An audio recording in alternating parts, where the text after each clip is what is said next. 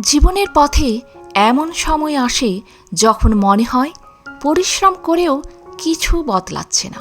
সত্য কথা বললেই কেউ না কেউ আঘাত করে। ভালো থাকতে চাইলেও বারবার কষ্ট সহ্য করতে হয়। তখন মনে হয় সত্যিই কি সৎ থাকা ঠিক পথ?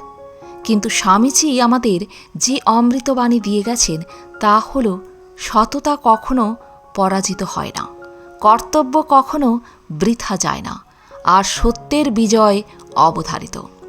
আজ তুমি হয়তো ফল পাচ্ছ না, হয়তো ভুল মানুষদের প্রশংসায় চোখে পড়ছে, হয়তো অন্যায়ের দাপটই সামনে দেখা দিচ্ছে, তবুও তোমার পথ ছেড়ে দিও না। কারণ দুনিয়া সাময়িক, কিন্তু চরিত্র নিরন্তর।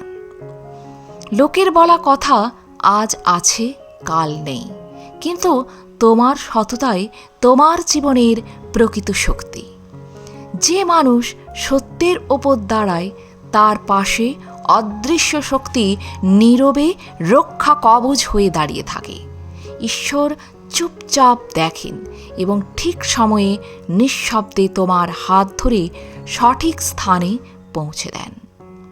তাই আজ যতই কঠিনতা আসুক, যতই বাধা তোমাকে ঘিরে ধরুক, মনে রেখো, যেখানে সত্য আছে সেখানে ঈশ্বর আছেন, আর যেখানে ঈশ্বর আছেন সেখানে পরাজয় অসম্ভব।